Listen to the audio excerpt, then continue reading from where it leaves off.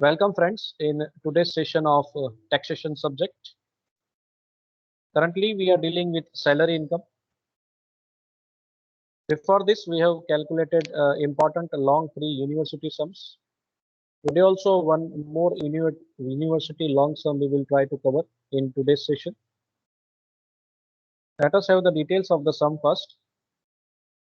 On 1/10/2015, Rahul joined as manager in L&T company in the grade of basic pay is given to us. As and when the Rahul joined the company, his basic was 12,500 on 1/10/2015. Every year he will receive increment of 500. 500 increment will be received till he gets his basic reaches to the 14,000 limit. And as and when the basic reaches to 14,000 limit, his increment will increase from 500 to 1,000. And maximum up to 25,000 he can get the benefit of this basic. On 1/10/2019, company paid one additional increment to him. So one additional increment is also received by him on the fixed date of 1/10/2019. So after 4 years, he receives one additional increment also. You are required to find out the taxable income from the salary of the assessment year for the assessment year 2020-21 from the details given below previous year 2019-20. 1920 की जो details हमको दी हुई है उसके basis पे हमने उसका valuation करना है. Taxable income we are suppose to calculate salary income statement बनाना है हमने और हम कैलकुलेशन करेंगे कि मिस्टर राहुल की एग्जैक्ट टैक्सेबल इनकम कितनी रहेगी. चलिए और डिटेल्स देखते हैं. Received 40% basic salary as DA from which 50% is considered for the calculation of retirement benefit and the retirement benefit is provident fund. Student confuse हो जाते हैं, रिटायरमेंट बेनिफिट नहीं लिखा है तो प्रोविडेंट फंड क्या है, रिटायरमेंट बेनिफिट हुआ ना. सो यहाँ पे रिटायरमेंट बेनिफिट के 50% दिए हुए हैं. जो भी हम एक्स्ट्रा कैलकुलेशन करते हैं, एडिशनल कैलकुलेशन करते हैं, आउट ऑफ स्टेटमेंट जो भी कैलकुलेशन करते हैं, वहाँ पे डीए रिटायरमेंट बेनिफिट के हिसाब से कैलकुलेट करना है, ये ध्यान रखिएगा. स्टेटमेंट में जब भी आप डीए कैलकुलेट करते हैं, स्टेटमेंट के अंदर जो हम डीए दिखाते हैं बेसिक के बाद, वहाँ पे जो बेसिक पे कैलकुलेट किया जाता है डीए, वो ध्यान में लेना है, इतना याद रखना है. और ये जो हमारा प्रोविडेंट फंड वाला यानी कि रिटायरमेंट बेनिफिट वाला जो परसेंटेज दिया है, वो हम हमेशा एक्स्ट्रा कैलकुलेशन जो करते हैं, जो हम आगे करेंगे, तो उससे आपको स्पष्ट क्लियर हो जाएगा कि ये 50% कहाँ पे कंसिडर करना है, 40% कहाँ पे कंसिडर करना है. 8 rupees 800 per month as entertainment allowance is given to Mr. Rahul. Education allowance 1200 per child per month. For 2 children. ये एक और अलाउंस का बेनिफिट मिला है. The company has paid rupees 18,000 as gas, electricity and water for which 2/3 is for personal use. इसका valuation करेंगे. ये भी एक परक्यूजिट है, it's a type of perquisite. Residential bungalow in Surat is provided by the company whose annual rental value is given 40,000. तो एक रहने का मकान भी दिया है कंपनी ने, रेंट फ्री अकोमोडेशन दिया है टू मिस्टर राहुल, और साथ साथ में इस पर्टिकुलर फ्लैट के अंदर, बंगलो के अंदर फर्नीचर भी दिया हुआ है. So it's a furnished bungalow यानी कि फर्निश्ड रेसिडेंशियल हाउस दिया है रहने के लिए. फर्नीचर की सुविधा भी है जिसकी वैल्यू दी हुई, ओरिजिनल वैल्यू दी है 2 लाख के आसपास. तो फर्नीचर के साथ साथ एक बंगलो दिया गया है. So it's a furnished house. तो फर्निश्ड वैल्यूएशन करना है, फर्निश्ड हाउस का वैल्यूएशन करना है. This bungalow, the company has paid salary of watchman and gardener rupees 2,200 and rupees 1,200 per month respectively. Gas, electricity, water की परक्यूजिट है इसी मकान के अंदर, और इसी मकान की और डिटेल दी हुई फर्नीचर भी है, और इसी मकान में वॉचमैन और गार्डनर भी है, और इसकी सैलरी कंपनी पे कर रही है. इतनी सारी परक्यूजिट एक साथ में है बंगले से जुड़ी हुई. The company has paid his life insurance premium. Company ने इंश्योरेंस प्रीमियम पे किया है मिस्टर राहुल का, और पीपीएफ यानी कि पब्लिक प्रोविडेंट फंड में भी कुछ अमाउंट जमा करी है. He contributes in recognised provident fund 15% of the total amount basic salary and 50% DA.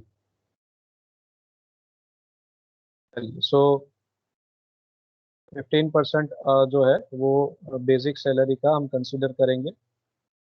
DA जो है, डीए 50% यहाँ ध्यान में लेना है, वो नहीं भी बोला होता तो हमें ऊपर बोला ही गया है 50% रिटायरमेंट बेनिफिट के लिए कंसिडर करना है। और सैलरी तो हमें पता ही है यहाँ क्या डेफिनेशन है, रिकॉग्नाइज्ड प्रोविडेंट फंड की वैल्यूएशन। नॉर्मली सिर्फ परसेंटेज दिया होता है कि 15% का कंट्रीब्यूशन है।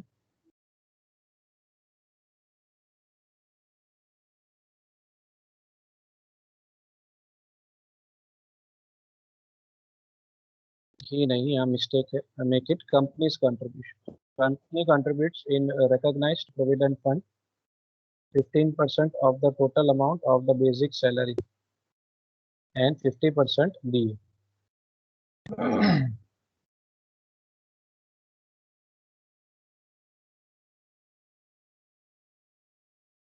So make it 15% company contributes in RPF.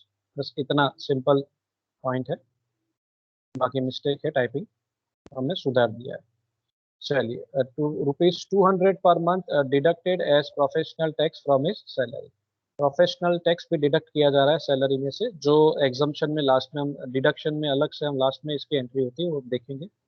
The company has paid its hotel club bill ₹20,000। तो क्लब बिल का पेमेंट भी कंपनी ने किया है, उसकी एंट्री भी होगी।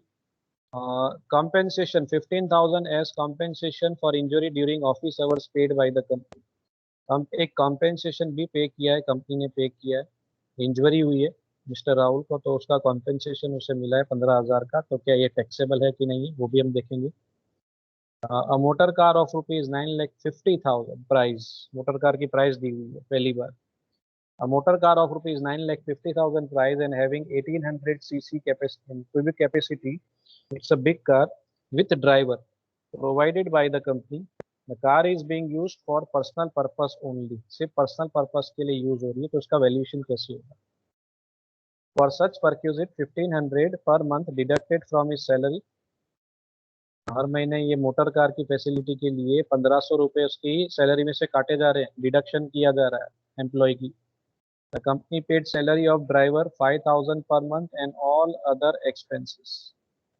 सो कुछ खर्चा कंपनी ने भी किया है, उसकी इंफॉर्मेशन दी है। ड्राइवर की सैलरी जो है और जो मेंटेनेंस वगैरह जो एक्सपेंसेस है 5,000 एक महीने के अंदर खर्चा कंपनी पे कर रही है। उसका वैल्यूएशन कैसे होगा वो भी देखेंगे। So without wasting time we will start this sum. और ये सम दोस्तों Veer Narmad south Gujarat university April 2007 में पूछा गया है। इसमें थोड़ा मैंने मॉडिफिकेशन किया है, थोड़ा मैंने चेंजेस किया है, थोड़ा एडिशन थोड़ा सब्ट्रैक्शन किया है। आज के ज़माने के हिसाब से इस सम को मैंने डेवलप किया है। अब आगे बढ़ते हैं, हम चलेंगे स्टेटमेंट फॉर्मेशन की तरफ। चलिए, सो स्टेटमेंट प्रिपरेशन की तरफ सबसे पहले हेडिंग अच्छे से आपको लिखनी होगी और 3 कॉलम रेडी करनी होगी। स्टेटमेंट की हेडिंग अच्छे से लिखनी होती है दोस्तों, ध्यान रखिए। Statement of taxable income from salary of Shri Rahul या मिस्टर राहुल। इसका स्टेटमेंट बना रहे हैं वो अच्छे से लिखना है। मिस्टर राहुल का स्टेटमेंट बना रहे हैं, मिस्टर राहुल का कौन सा स्टेटमेंट बना रहे हैं। हाउस प्रॉपर्टी इनकम का बना रहे हैं, कैपिटल गेन का स्टेटमेंट बना रहे हैं, सैलरी इनकम का स्टेटमेंट बना रहे हैं। अच्छे से स्पेसिफाई करना है कि आप किस चीज़ का स्टेटमेंट बना रहे हैं। तो मिस्टर राहुल का हम सैलरी इनकम का statement, taxable value, taxable income of salary of mister Rahul, ये फ्रेम कर रहे हैं। और इसके नीचे खास प्रीवियस ईयर, ये बेसिक डिटेल है। प्रीवियस ईयर 1920 के अंदर जितनी इनकम हुई है सैलरी इनकम राहुल की, वो कैलकुलेट करके स्टेटमेंट में रखने वाले हैं। और हमारा करंट ईयर हम जो फॉलो कर रहे हैं वो 2021 कर रहे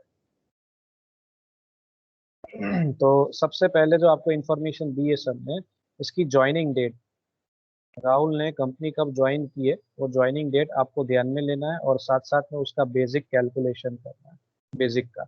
सबसे पहली जो चीज़ होती है वो बेसिक कैलकुलेशन है। सब में पहली एंट्री बेसिक की होनी चाहिए। उसके बाद सारे अलाउंसेस आते हैं, ध्यान रखिए फॉर्मेट को। अलाउंसेस में भी सबसे पहले डीए यानी कि डियरनेस अलाउंस की एंट्री होनी चाहिए। उसके बाद कोई भी अलाउंसेस जैसे सब में दिए हुए आप फॉलो कर सकते हैं। और पहले हम बेसिक का वैल्यूएशन करेंगे। Let us calculate basic now. Basic का कैलकुलेशन सबसे इंपॉर्टेंट होता है। बेसिक कैलकुलेट करना आना चाहिए। तो वर्किंग नोट नंबर 1 पे चलते हैं, कैलकुलेशन ऑफ बेसिक पे चलते हैं। खास लिखिएगा, ज्वाइनिंग डेट को ध्यान में लेके कैलकुलेशन करते हैं। ज्वाइनिंग डेट क्या है हमारी? 1/10/2015 प्लस एक बात ध्यान में रखनी है कि एडिशनल इंक्रीमेंट मिल रहा है। कहाँ कब मिल रहा है वो डेट दी हुई है। Additional increment is received, is received. कब रिसीव हो रहा है? 1/10/2019 को रिसीव हो रहा है। तो ये जो डेट आएगी तब हमने एडिशनल इंक्रीमेंट तब ऐड करना होगा, उस डेट को ऐड करना होगा, ध्यान रखिएगा। तो ये 2 पॉइंट के बेसिस पे हम वैल्यूएशन करेंगे बेसिक का। तो जो भी ज्वाइनिंग डेट दिए वहां से आपका कैलकुलेशन शुरू होता है। 1/10 दिया हो, 1/7 दिया हो, 1/11 दिया हो, जो भी डेट दी हो यहाँ पे, जो भी साल दिया हो, वहां से आपका बेसिक का कैलकुलेशन शुरू होता है। तो ज्वाइनिंग डेट पे डिपेंड करता है। तो पहली ज्वाइनिंग डेट जो है 1/10/15 है। इस डेट से कंपनी में ज्वाइनिंग किया था राहुल ने। कोई ज्वाइनिंग इंक्रीमेंट नहीं है कि ज्वाइन करते वक्त 2 इंक्रीमेंट दिए थे, 3 इंक्रीमेंट दिए थे, नहीं तो यहाँ पे ऐड करते। तो ज्वाइनिंग इंक्रीमेंट इस सब में नहीं है। तो पहले साल में जो बेसिक है वही रहेगा, इसमें कोई एडिशन सब्ट्रैक्शन फिलहाल इस सब में नहीं। There is no joining increment in this particular सम।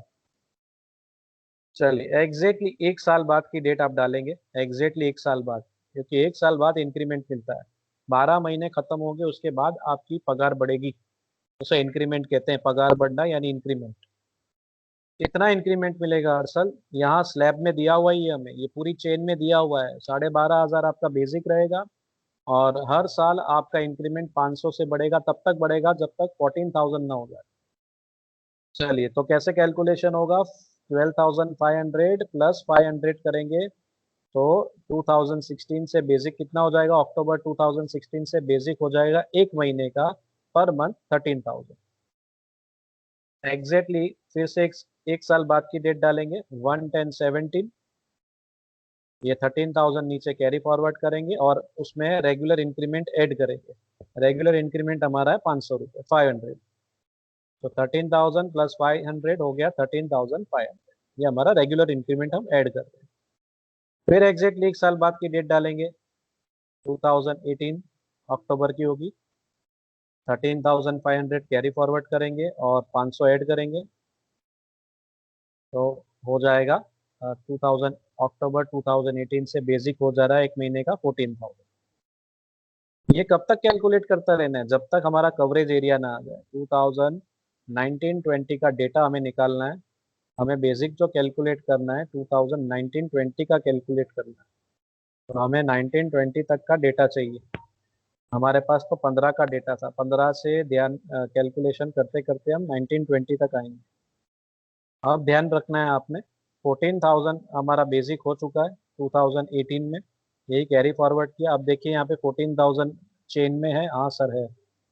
अब इंक्रीमेंट बढ़ के 500 से इंक्रीमेंट बढ़ के 14,000 जैसे ही बेसिक हो रहा है, इंक्रीमेंट भी बढ़ रहा है, 1,000 हो रहा है।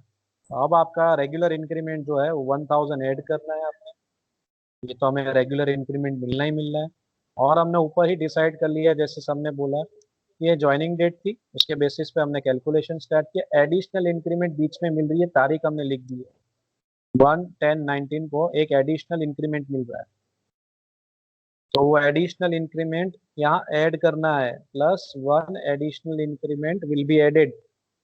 हमने बोला है इसलिए ऐड किया है, तारीख दी हुई है उस तारीख को ऐड किया है, ध्यान रखिएगा। सो 2019 अक्टूबर में बेसिक हो गया, उस इस डेट से हमारा बेसिक हो गया राहुल जी का 16,000 बेसिक हो गया। 14,000 से सीधा 16,000 बेसिक हो गया, बल्ले बल्ले। चलिए आगे, अगर मान लीजिए 1/10/18 ओपनिंग डेट है तो क्लोजिंग क्या होगी? अगर 1/10/18 ओपनिंग है तो क्लोजिंग है 30 सितंबर 2019। वैसे अगर 1/10/19 ओपनिंग है तो क्लोजिंग क्या होगी? एग्जैक्टली एक साल बाद की 1/10/19 अगर ओपनिंग डेट है बेसिक का तो क्लोजिंग क्या होगा? 30 सितंबर 2020। तो ये यहाँ से लेकर यहाँ तक की जो हमने डेट्स यहाँ अवेलेबल है, इसमें हमारा कवरेज एरिया आ जाता है। हमारा कवरेज एरिया क्या है, हमें जो बेसिक कैलकुलेट करना है वो 1419 से लेकर 31320 तक का बेसिक कैलकुलेट करना है।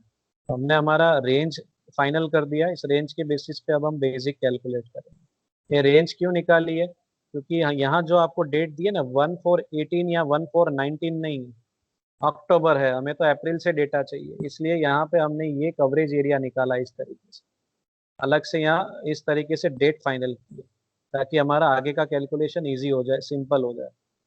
तो मैं पहला जो मेरा कवरेज फ्रेम करूंगा वो कहाँ से कहाँ तक का होगा, बेसिक के कैलकुलेशन पे आ रहे हैं, डेटा हमारे पास आ चुके हैं, अमाउंट की डेटा आ चुकी है, अब हम कवरेज एरिया फाइनल कर रहे हैं।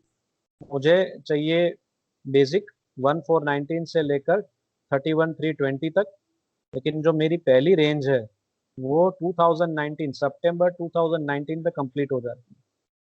तो मैंने क्लोजिंग तो लिख दी, ओपनिंग 1419 रहेगी, एग्जैक्टली 6 महीने हुए, और इस रेंज, ये रेंज जो है कहाँ आ रही है सर, ये वाली रेंज में आ रही है, 14,000 वाली रेंज में ये डेट्स आ रही है।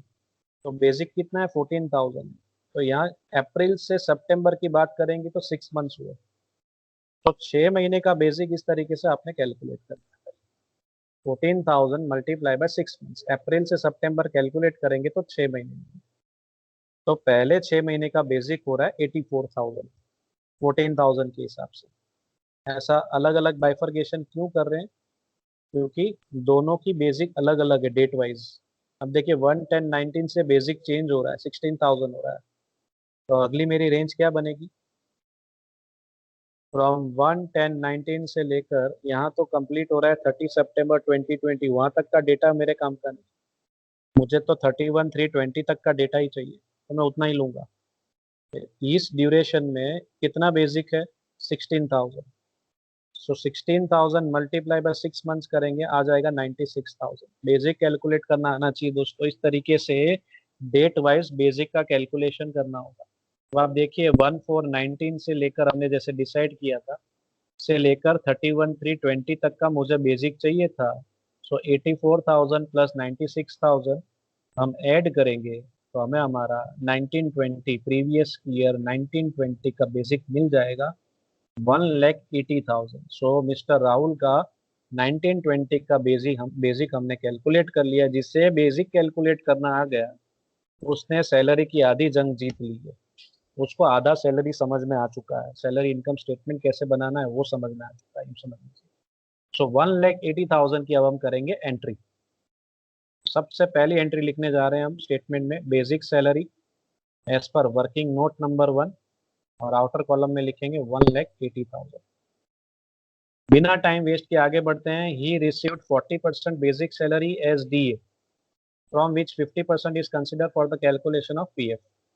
यहाँ स्टेटमेंट में जो भी हम दिखाने वाले हैं डीए को, वो डीए बेसिक पे जो कैलकुलेट किया जा रहा है वो ध्यान में लेंगे, रिटायरमेंट बेनिफिट वाला स्टेटमेंट में नहीं लेंगे, मैंने पहले भी बोला है आपको, ऐसा हम आगे कैलकुलेट कर चुके हैं।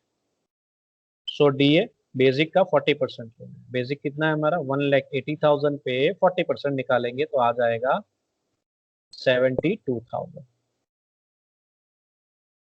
ठीक है, सो 1,80,000 पे 40%, जिसे नहीं समझ में आ रहा मैंने लिख भी दिया है, इस तरीके से आपने दिखा देना है। चलिए इसके बाद अलाउंसेस आते हैं। 800 per month as entertainment allowance, entertainment allowance की एंट्री है।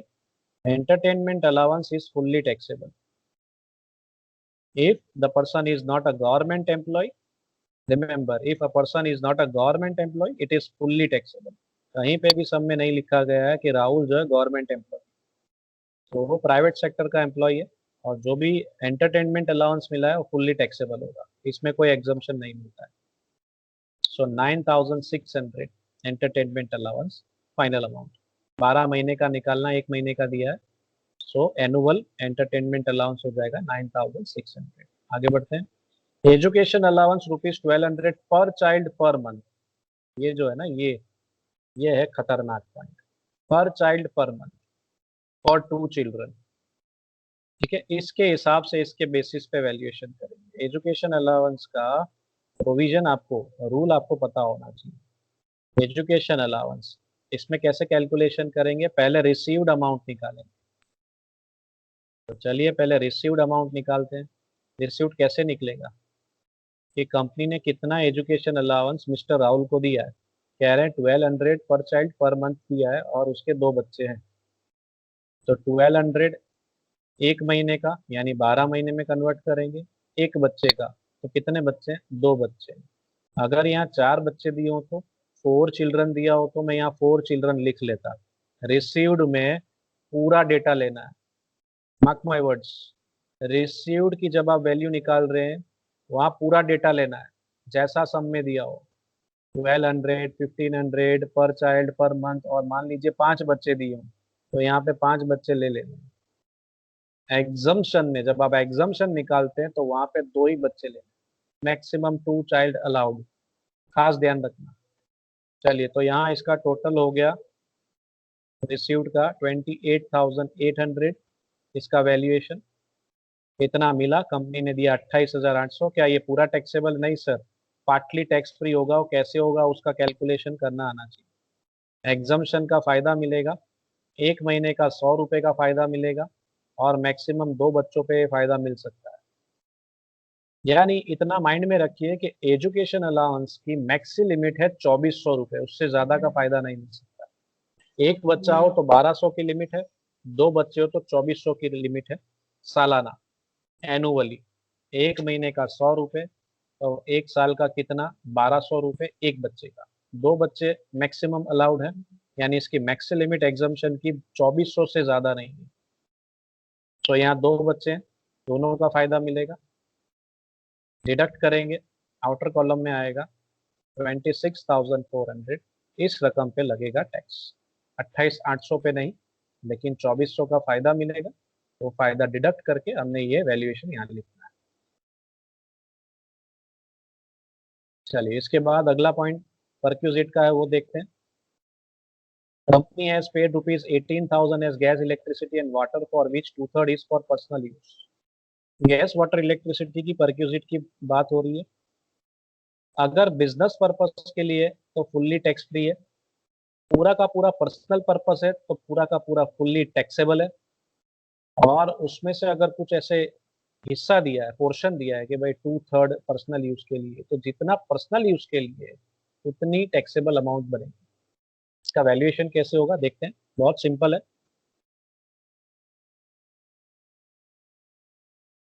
Gas water electricity perks, perks यानी परक्यूजिट्स, उसको वो चॉकलेट याद आ जाती है, ब्रैकेट में लिख सकते हैं इस तरीके से पूरा valuation, used for personal purpose plus paid by company taxable.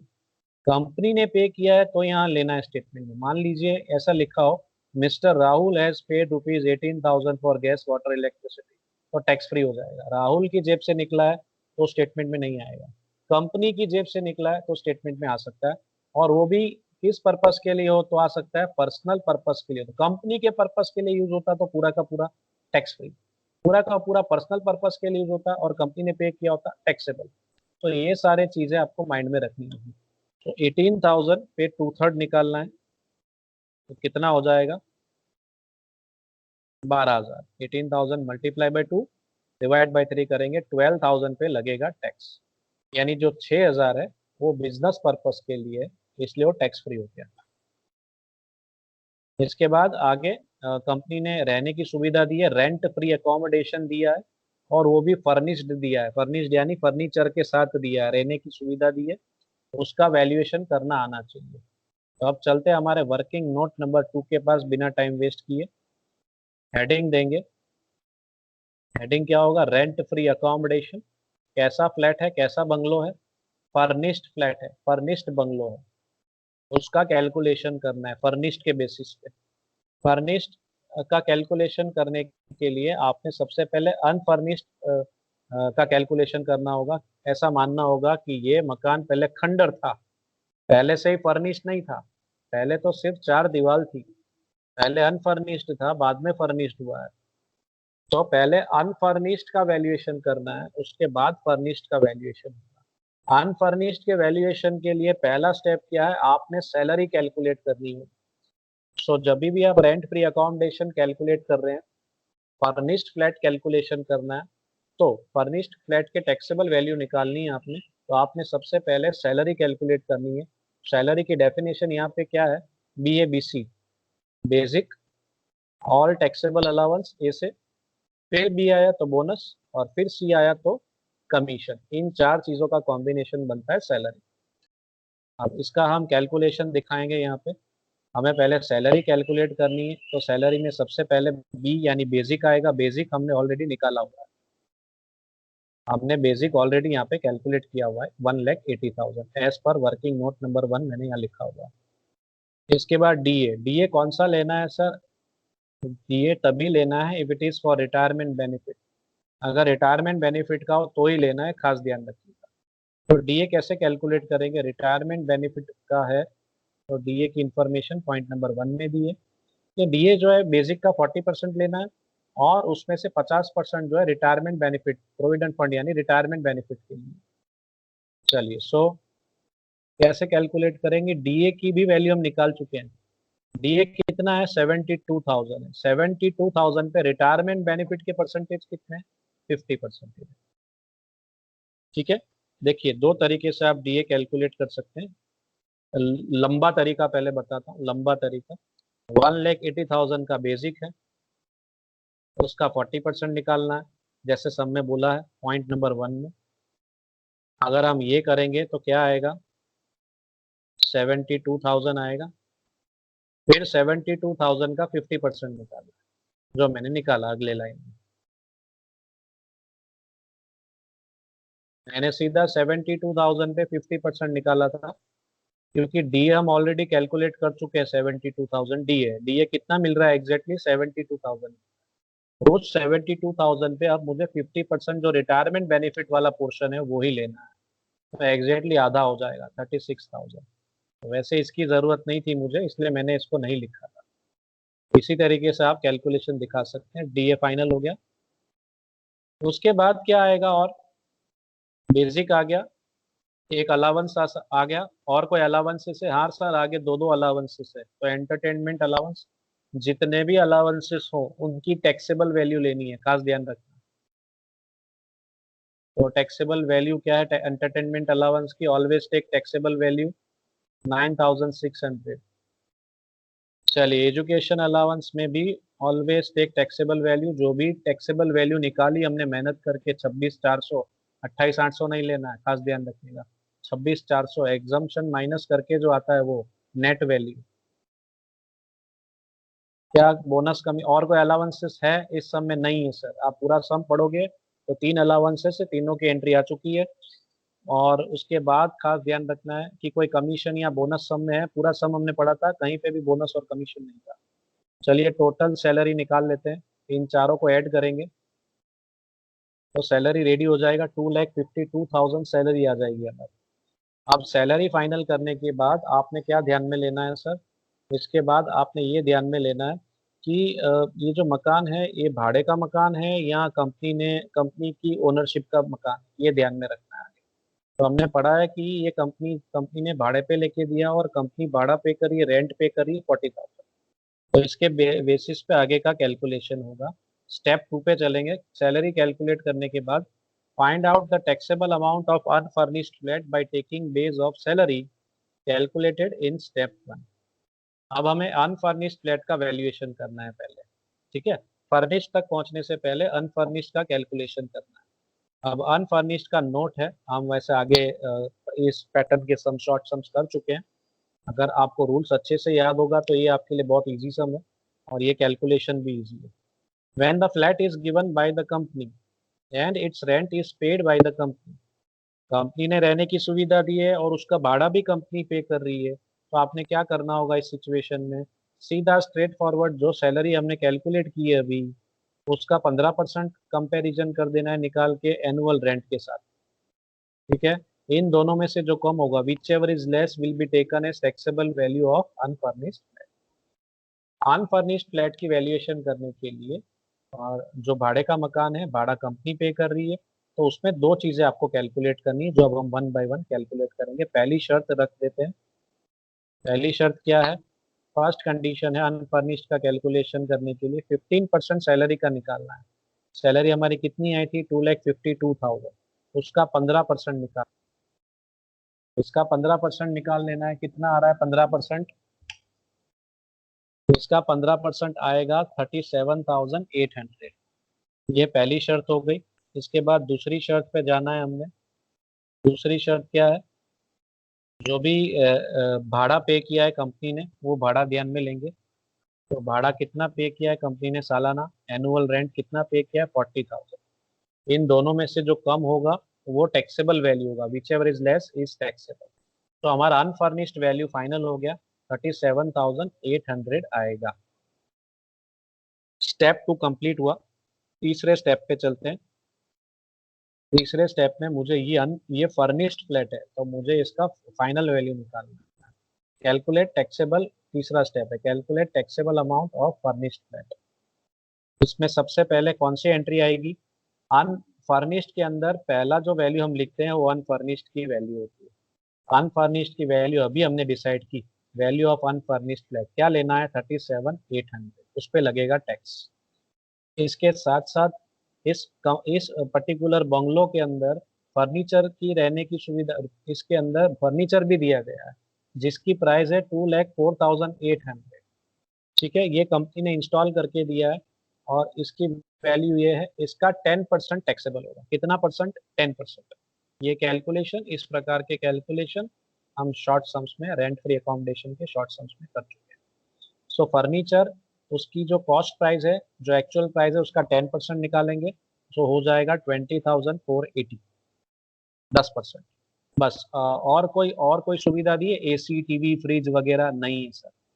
कोई और फर्नीचर, एडिशनल फर्नीचर की सुविधा दी है जिसका भाड़ा कंपनी पे कर रही है? ऐसा कुछ नहीं। क्या इसमें से कोई टोकन रेंट माइनस किया जा रहा है? कोई सैलरी में से अमाउंट डिडक्ट की जा रही है? नहीं। अगर ऐसा कुछ होता तो आगे और वैल्यूएशन होता, नहीं है ऐसा, सिंपल है। तो बस इन दो अमाउंट को ऐड करेंगे तब जाके आपको दूसरे इस पर्टिकुलर पॉइंट का कैलकुलेशन यहाँ पे कंप्लीट हुआ। फर्निश्ड फ्लैट का टैक्सेबल वैल्यू आ गया। टैक्सेबल वैल्यू किस चीज का है? ये taxable value of furnished flat हमने फाइनल किया।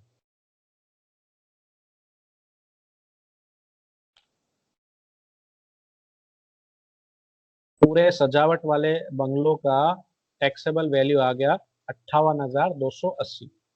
तो 58,280 की अब हम करेंगे एंट्री। यहाँ पे लिखेंगे point number 6, rent free accommodation furnished flat है। वर्किंग नोट नंबर 2 के हिसाब से वैल्यूएशन हुआ 58,280। चलिए, इस बंगलो के साथ साथ और सुविधा भी दी गई है, दूसरी परक्यूजिट्स भी है कि फ्री डोमेस्टिक सर्वेंट्स दिए हुए हैं, घरेलू नौकर चाकर दिए हुए हैं। तो for this bungalow the company has paid salary of watchman and gardener. ये इतनी सैलरी पे की है, कंपनी ने पे की है। तो इसके भी रूल्स हैं। वॉचमैन सैलरी में कोई दिक्कत नहीं, लेकिन गार्डनर की सैलरी में थोड़ी दिक्कत हो सकती है, वहाँ थोड़े रूल्स आपको देखने पड़ेंगे। वॉचमैन की सैलरी पेड बाय कंपनी है, कंपनी ने पे किया है, फुल्ली टैक्सेबल है, कोई नियम देखने की जरूरत नहीं वहाँ पे। Watchman salary if it is paid by company it is fully taxable. यही सैलरी अगर मिस्टर राहुल पे करते तो, कर्मचारी पे करते तो दोनों की सैलरी फुल्ली टैक्स फ्री। वहाँ इस तरीके से एंट्री लिखनी होगी, watchman salary, salary paid by employee यानी कि mister Rahul is fully tax free, ऐसा लिखना है। और यहाँ पे नील नील लिखना होगा, डैश। उसके भी मार्क्स मिलते हैं, ध्यान रखिएगा। तो कंपनी पे करती है तो वो फुल्ली टैक्सेबल हो जाएगा वॉचमैन सैलरी।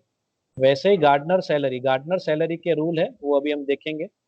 फिलहाल यहाँ टैक्सेबल है, एंट्री कर लेते हैं पहले। Gardener salary paid by company is fully taxable only if the house is taken on rent. भाड़े का मकान है और भाड़ा कंपनी पे कर रही है, ये सिचुएशन है तो गार्डनर की सैलरी टैक्सेबल होगी। अगर भाड़ा कंपनी पे कर रही है और उसकी सैलरी, गार्डनर की सैलरी भी कंपनी ने पे की है और भाड़े का मकान है, भाड़ा कंपनी पे कर रही है, तो ऐसी सिचुएशन है।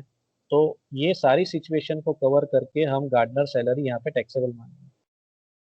अगर यही मकान कंपनी की ओनरशिप का होता, भाड़ा अगर कोई कंपनी यहाँ पे नहीं कर रही होती, कंपनी की ओनरशिप का ये मकान होता, तो यही रकम यहाँ पे टैक्स फ्री हो जाता। भले फिर सैलरी कंपनी ने पे की हो गार्डनर की, तो भी ये यहाँ पे टैक्स फ्री हो जाता। फिर से रिपीट करते हैं, ये मकान जो है, ये यहाँ पे जो मकान दिया है ये भाड़े का मकान है और भाड़ा कंपनी पे कर रही है। ऐसी सिचुएशन हो, भाड़े का मकान भाड़ा कंपनी पे कर रही है, प्लस उसमें माली भी है, गार्डनर भी है, और ये माली का पगार जो है, गार्डनर का जो पगार है वो पगार कंपनी कर रही है, पेमेंट कंपनी कर रही है, ये सिचुएशन है, तो वो पूरी फुल्ली टैक्सेबल है। लेकिन यहाँ सिर्फ मैं एक ट्विस्ट कर दूं, क्या ट्विस्ट करूं कि भाई the the house property which is given to the mister Rahul, it is it is company's ownership, ऐसा लिख दो, कंपनी की ओनरशिप का मकान है, ऐसा लिख दिया जाए स्टेटमेंट में। तो दोस्तों ये है, ये जो अमाउंट यहाँ पे हमने कैलकुलेट किया यहाँ नील हो जाएगा, वो टैक्स फ्री हो जाएगा एज पर रूल्स। इसका नोट भी है, मैंने यहाँ रेडी किया हुआ है, नोट देख लेते हैं। और इस पॉइंट को ज़्यादा समझने के लिए आप सबको रिक्वेस्ट करता हूँ मैं कि परक्यूजिट्स अच्छे से पढ़िए, क्योंकि ये परक्यूजिट में आता है पॉइंट, फ्री डोमेस्टिक सर्वेंट कहते हैं इसे। तो ये कौन सी थियरी पढ़नी चाहिए इसके लिए, परक्यूजिट के अंदर एक छोटा सा टॉपिक है, वैल्यूएशन ऑफ डोमेस्टिक सर्वेंट, या फ्री डोमेस्टिक सर्वेंट ऐसा लिखा होगा। घरेलू नौकर चाकर जो होते हैं उनकी कैलकुलेशन में गार्डनर सैलरी इंपॉर्टेंट है। मालिक का जो पगार है वो कब टैक्सेबल होगा और कब टैक्स फ्री होगा, तो यहाँ पे शॉर्ट में मैंने लिखा है, gardener salary paid by employer यानी कि company will not be considered separately taxable in case of rent-free house provided to an employee is owned by an employer। अगर कंपनी की मालिकी का मकान होता तो मैं उसको टैक्स फ्री मानता, वो टैक्सेबल नहीं होता। ठीक है, will not be considered separately taxable, उसके ऊपर अलग से टैक्स नहीं लगेगा, गार्डनर की सैलरी टैक्स फ्री हो जाएगी अगर कंपनी की मालिकी का मकान होता तो। लेकिन ये भाड़े का मकान है तो वहां पे वो टैक्सेबल हो जाएगा, उल्टी सिचुएशन है इस सब। इसके लिए फिर से कह रहा हूँ, डोमेस्टिक सर्वेंट की थियरी आप अच्छे से पढ़िएगा। चलिए आगे बढ़ते हैं। The company has paid his life insurance premium of 19,300, company ने पे किया, it is taxable in the hands of employee. Company अगर इंश्योरेंस प्रीमियम पे कर रही है तो वो एम्प्लॉय के लिए टैक्सेबल हो जाएगा। वैसे ही कंपनी अगर कोई प्रोविडेंट फंड के अंदर कंट्रीब्यूट कर रही है, पब्लिक प्रोविडेंट फंड, इसके लिए खास मैं वापस एक बार कहूंगा आपको, थियरी पढ़िएगा। टाइप्स ऑफ प्रोविडेंट फंड है, 4 प्रकार के प्रोविडेंट फंड होते हैं। तो ये एक तरीके से अकाउंट खोला जाता है बैंक में, और इसके अंदर या तो कर्मचारी पे करेगा या तो कंपनी पे करेगी। अगर कंपनी इंश्योरेंस प्रीमियम पे करती है और कंपनी पीपीएफ भी पे करती है, इस इन दोनों सुविधा की रकम जो है कंपनी पे कर रही है, then it is taxable in the hands of employee. अगर यही लाइफ इंश्योरेंस प्रीमियम अगर कर्मचारी पे करता तो ये कहाँ जाता, एग्जम्पशन में अलग से नीचे डिडक्शन में जाता एटीसी के अंदर। और पीपीएफ के अंदर भी अगर एम्प्लॉय पे करता तो वो भी एटीसी के अंदर डिडक्शन में जाता। तो यहाँ पे स्ट्रेट फॉरवर्ड, कंपनी ने पे किया, if it is paid by company it is fully taxable. LIC premium paid by company fully taxable, ऐसा लिखिएगा। और कितनी रकम है, रेडीमेड 19,300 है। वैसे ही पीपीएफ डिपॉजिट की है, ये एक अकाउंट होता है बैंक में खुलता है, और ये इस रकम इसके अंदर कंपनी ने डिपॉजिट किया है, कंपनी पे करती है, फुल्ली टैक्सेबल। यही दोनों रकम अगर कर्मचारी ने पे किए होते, इंश्योरेंस प्रीमियम एम्प्लॉय ने पे किया होता, पीपीएफ के अंदर भी एम्प्लॉय ने जमा किया होता, तो ये यहाँ एंट्री नहीं होती इसकी, इसकी एंट्री एटीसी डिडक्शन लास्ट में होती है। एटीसी कहाँ पे आता, लास्ट में, यहाँ पे डिडक्शन में आता। चलिए तो आगे बढ़ते हैं। अब आता है आरपीएफ का कंट्रीब्यूशन। 15% कंपनीज कंट्रीब्यूट्स इन आरपीएफ। रिकॉग्नाइज्ड प्रोविडेंट फंड, मैंने पहले ही कहा टाइप्स ऑफ प्रोविडेंट फंड की थियरी पढ़िएगा अच्छे से। तो एक और पीएफ आया, रिकॉग्नाइज्ड प्रोविडेंट फंड, जिसमें 15% कंट्रीब्यूट कंपनी कर रही है। कंपनी कंट्रीब्यूट करती है तो वो भी it is taxable in the hands of employee if it is in excess of 12%। 12% की इसकी जो एग्जम्पशन लिमिट है वो ध्यान में रखना है। तो इसका भी पहले कैलकुलेशन करना पड़ेगा। तो वर्किंग नोट नंबर 3 पे आते हैं। वर्किंग नोट नंबर 3 क्या होगा, हेडिंग दे दीजिए, company's contribution to recognised provident fund. इसमें भी सबसे पहले आपने सैलरी कैलकुलेट करनी है। यहाँ सैलरी की डेफिनेशन क्या होगी, बेसिक प्लस डीए। बेसिक और डीए को ध्यान में लेना है। डीए कौन सा ध्यान में लेंगे, ओनली रिटायरमेंट बेनिफिट। चलिए तो बेसिक और रिटायरमेंट बेनिफिट को ध्यान में लेंगे। तो बेसिक और retirement benefit of DA, basic है हमारा 1,80,000 और डीए हमने जो स्टेटमेंट में लिखा था 72,000 है, उस पे 50% जो है वो पीएफ के लिए यानी कि रिटायरमेंट बेनिफिट के लिए हमने स्पष्ट बोला है पीएफ के लिए 50% कंसिडर करना है, वही कर रहे हैं। सो 18,000 प्लस 36,000 टोटल सैलरी हो गई 2,16,000। इस 2,16,000 पे अभी हम कैलकुलेट करेंगे कितना टैक्स लगेगा जो कंट्रीब्यूशन कंपनी ने पे किया आरपीएफ के अंदर, एम्प्लॉय के आरपीएफ के अंदर, उस पर कितना टैक्स लगेगा। तो इसका एक छोटा सा फॉर्मूला हम रखते हैं। टैक्सेबल वैल्यू है 2,16,000, ये हो गया salary, multiply by received minus exempted percentage. Received sum में दिया है, कितना परसेंटेज मिला है, कितना परसेंटेज कंट्रीब्यूशन किया है कंपनी ने, 15% जो कर्मचारी को मिला है, ठीक है। और एग्जम्प्टेड आपके माइंड में होना चाहिए, रूल क्या है, 12% का एग्जाम, तो 15% माइनस 12% करेंगे। एक्सेस कितना हुआ, ज्यादा कितना हुआ, 3%, वो 3% पे लगेगा टैक्स। 12% तक छूट है, एग्जम्पशन है, टैक्स फ्री है। 12% से ऊपर अगर कंट्रीब्यूशन किया गया है तो उस पर लगेगा टैक्स। मान लीजिए यहाँ पे 11% दिया होता तो 11% माइनस 12% करेंगे तो माइनस 1% हो जाएगा, ठीक है। अगर 12% से कम है तो वो नील अमाउंट हो जाएगा, नील अमाउंट लेना होगा। अगर एग्जैक्टली 12% है या 12% से कम है तो वहाँ टैक्सेबल वैल्यू नील हो जाएगी। 12% से बढ़ जाता है कंट्रीब्यूशन, 14%, 13%, 15%, 18%, तो जो भी एक्सेस है उतनी रकम टैक्सेबल हो जाएगी। सो 6,480 हमारा फाइनल वैल्यू आ चुका है। ये मैं स्ट्रेट फॉरवर्ड लिखूंगा, तो उस तरीके से नहीं लिखेंगे रिसीव्ड कितना है, एग्जम्प्टेड कितना है, वो अब यहाँ जरूर नहीं। हम सीधा स्ट्रेट फॉरवर्ड लिख सकते हैं, एम्प्लॉयर्स कंट्रीब्यूशन यानी कि company's contribution to RPF as per working note number 3। सीधा स्ट्रेट फॉरवर्ड जो हमने रकम निकाली वो लिख 6,480। चलिए आगे देखते हैं क्या दिया हुआ। 200 per month deducted as professional tax from, ये ग्रॉस सैलरी के बाद आया है, तो हम टोटल लेंगे उसके बाद डिडक्शन में आता है। The company has paid its total club bill 20,000 bill pay किया है, मैं डांस करने में किया है और उसका पेमेंट कंपनी ने किया है, it is taxable in the hands of employee. अगर ये खुद पे टैक्स फ्री हो जाता, यहाँ आंसर नील हो जाता, लेकिन कंपनी ने पे किया है तो टैक्स लग जाएगा, उस रकम पे टैक्स लग जाएगा। Paid by company is fully taxable. तो 20,000 लिखेंगे आउटर कॉलम। ये तो रेडीमेड रकम है, जैसे जैसे आप एंट्री लिख रहे हैं ना वैसे वैसे एक टिक पड़ेगी और एक एक मार्क मिलते जाएंगे। इसके बाद इंजरी हुई है और इंजरी की वजह से 15,000 का कॉम्पेंसेशन पे किया गया, कंपनी ने पे किया है कॉम्पेंसेशन, बढ़तर मुआवजा, मुआवजा पे किया है। इंजरी यानी कुछ लग गया है मिस्टर राहुल को, और 15,000 रुपए का मुआवजा यानी के बढ़तर यानी के कॉम्पेंसेशन पे किया है। तो इसकी कॉम्पेंसेशन है, कॉम्पेंसेशन पे टैक्स नहीं लगता, कॉम्पेंसेशन पे कोई टैक्स नहीं लगता है, भले कंपनी ने पे किया हो, इट इज फुल्ली एग्जम्प्टेड। तो इसका आंसर आएगा नील। कॉम्पेंसेशन है, कॉम्पेंसेशन पे थोड़ी ना टैक्स लगेगा, इसलिए कॉम्पेंसेशन वाली जो पॉइंट है उस पे ये टैक्स फ्री होता है, इस पे कोई टैक्स नहीं। मोटर कार की सुविधा है, मोटर कार की बंगला दिया है, साथ में नौकर चाकर दिए, तो मोटर कार भी दिया है परक्यूजिट में। पर ये जो मोटर कार है इसकी प्राइस दी हुई है पहली बार, अब तक कभी कोई प्राइस नहीं दी हुई थी। बड़ी कार दी है ड्राइवर के साथ, ठीक है, लेकिन कार का जो पॉइंट, मेन पॉइंट है वो पर्पस क्या है, पर्सनल पर्पस है। यहाँ ऐसा मिक्स पर्पस नहीं है, personal as well as business purpose. ऐसा होता तो हमें वो टेबल देखना पड़ता, लेकिन ये सिर्फ और सिर्फ पर्सनल पर्पस के लिए, पर्सनल पर्पस के लिए कार दी गई है, तो वो फुल्ली टैक्सेबल होगा, उसका पूरा वैल्यूएशन करना होगा। यही जगह पे मैं अगर बिजनेस पर्पस कर दूं, ओनली फॉर बिजनेस पर्पस, कोई कैलकुलेशन नहीं, सीधा लिखना है मोटर कार परक्यूजिट और आंसर लिख देना है नील।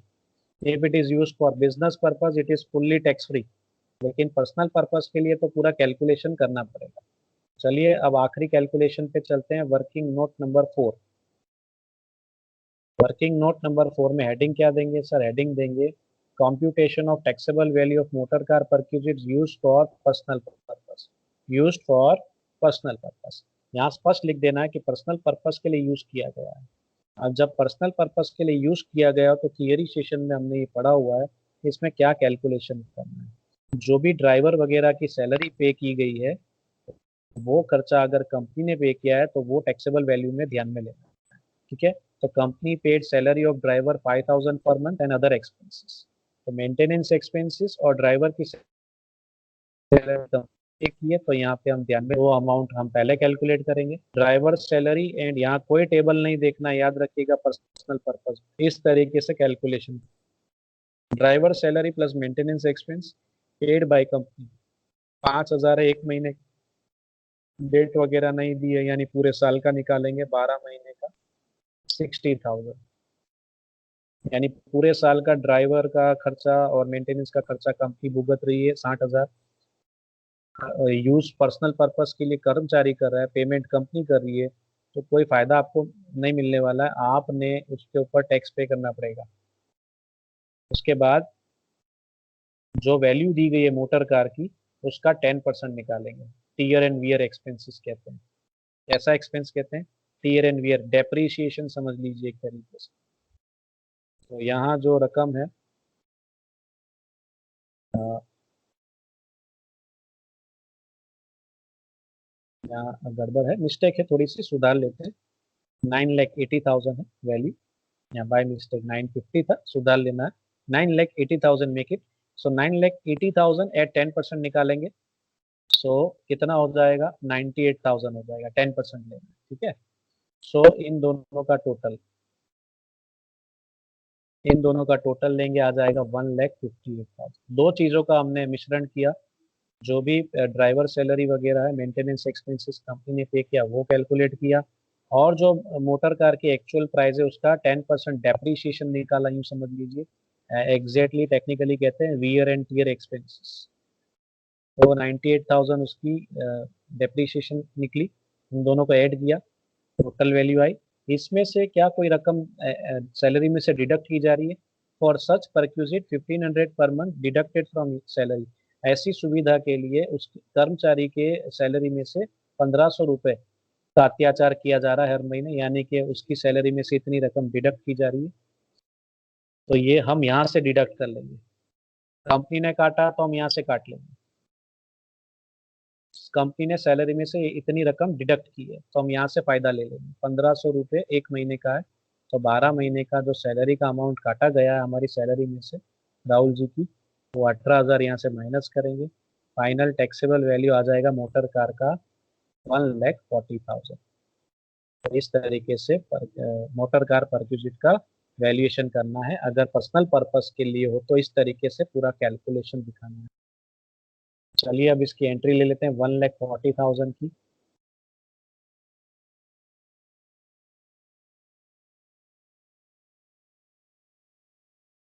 सो 1,40,000 की एंट्री आ जाएगी यहाँ पे इस तरीके से। अब हम फाइनल पॉइंट्स पे चलते हैं। हमें सारे 14 पॉइंट्स कवर हो गए हमारे, वन बाय वन। अब हम ग्रॉस सैलरी निकालेंगे। So let us make the total of gross salary. Gross salary का टोटल आएगा 6,17,260। अब इसमें से क्या करना है सर, स्पेसिफिक डिडक्शन का हमें वैल्यूएशन करना है।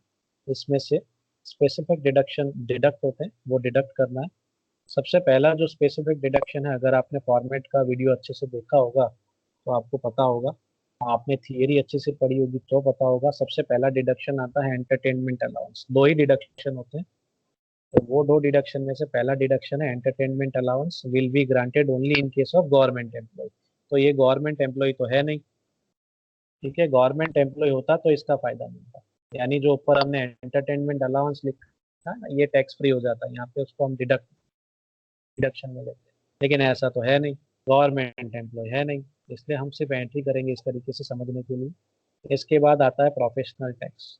200 मल्टीप्लाई बाई 12 मंथ्स। 200 हमें बीच में पॉइंट दिया था प्रोफेशनल टैक्स का, पॉइंट नंबर 9। हर महीने डिडक्ट हो रहा है सैलरी में से प्रोफेशनल टैक्स, तो वहाँ वो हम यहाँ पे डिडक्शन में लेंगे इस तरीके से। 2,400 यहाँ से हम डिडक्ट करेंगे, तो हमें हमारा फाइनल वैल्यू टैक्सेबल सैलरी का मिल जाएगा, जो आ रहा है 6,14,860। अगर मान लीजिए LIC प्रीमियम कंपनी की जगह पे कर्मचारी ने पे किया होता, तो अभी जो मैंने यहाँ पे स्पेसिफिक डिडक्शन निकाले दो, इसके बाद अलग से यहाँ पे लेस करके एक और एंट्री होती, डिडक्शन अंडर सेक्शन 80C।